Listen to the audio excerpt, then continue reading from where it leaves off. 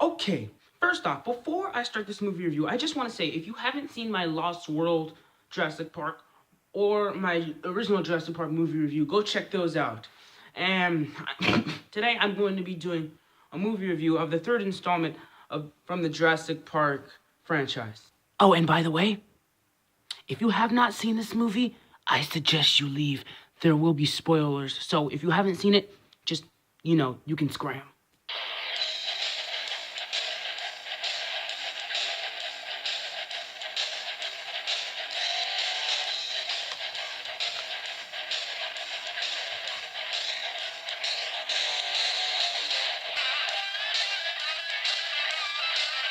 So Jurassic Park 3 is the 2001 film that was released in cinemas everywhere.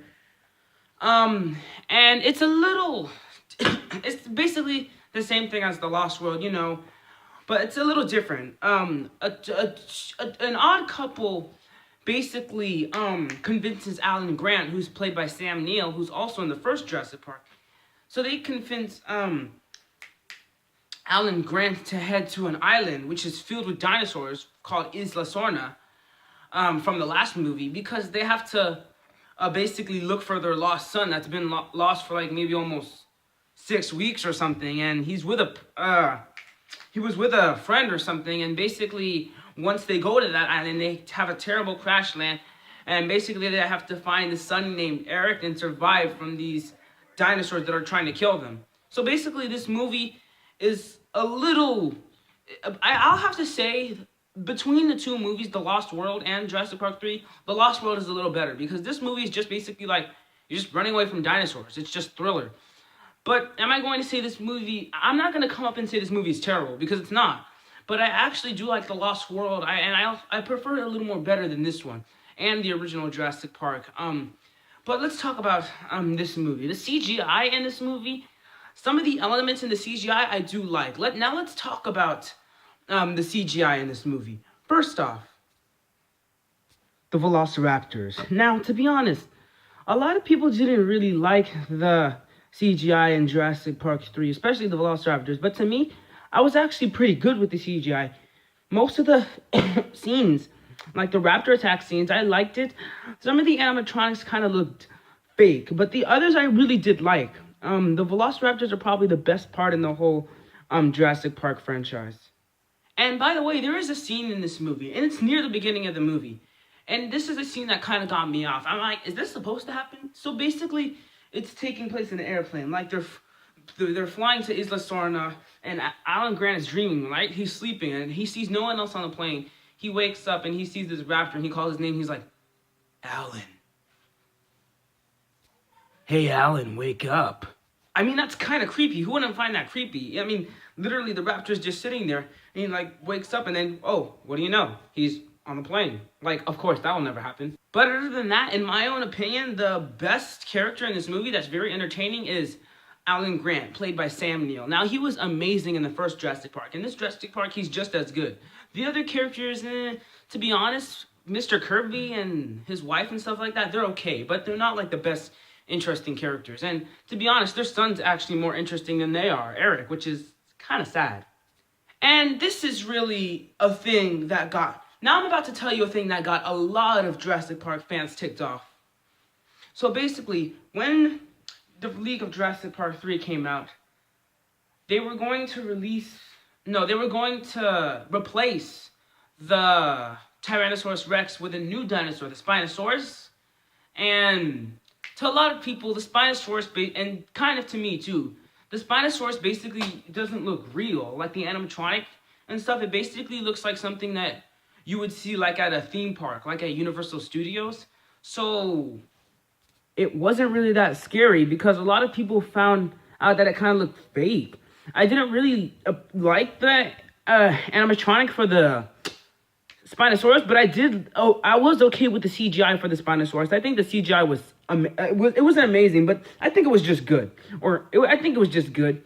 But the animatronics, I think they could have done better with the animatronic, but I think the CGI is a little better in this movie than the animatronics and stuff. But seriously, listen to me. I love Jurassic Park. I watched all the movies. 1, 2, 3, and 4. I don't want to get too negative about the comments that I'm saying about this movie that are terrible, because this movie is really not bad. If you want to go check it out, go check it out. If you don't, it's okay. But I love Jurassic Park. I just love it. I'm gonna talk about all the movies to you guys, see if you guys would be interested in talking, to see if you guys would be interested in watching them.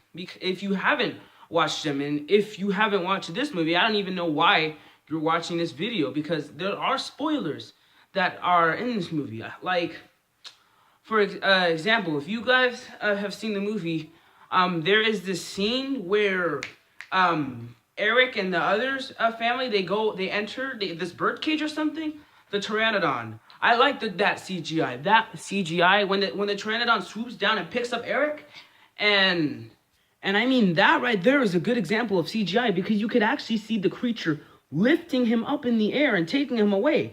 I mean, the Pteranodons are creatures that don't usually appear in the Jurassic Park franchise, and I think the CGI of the Pteranodon really surprised me. It was very good. I liked the animatronics too.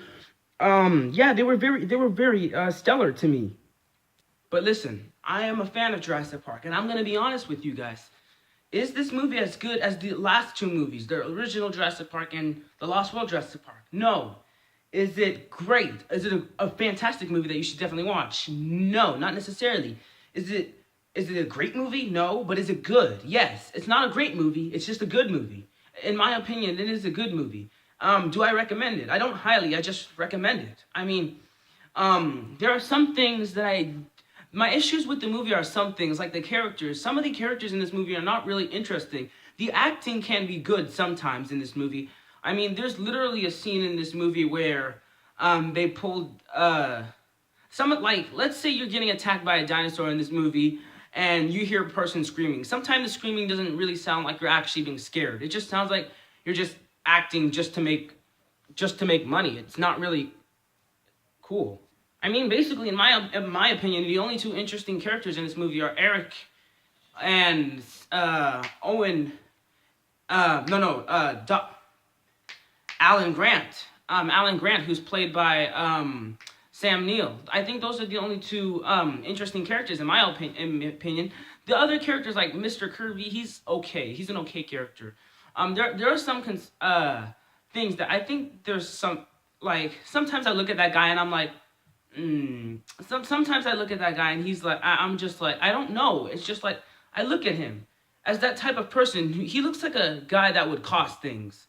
And his wife too, for some reason. But no, I was surprised to find out that they were not the main antagonists in this movie. Because think about it. Mr. Kirby and his wife sent Alan Grant to this dangerous island to look for their son with deadly dinosaurs that they almost died from.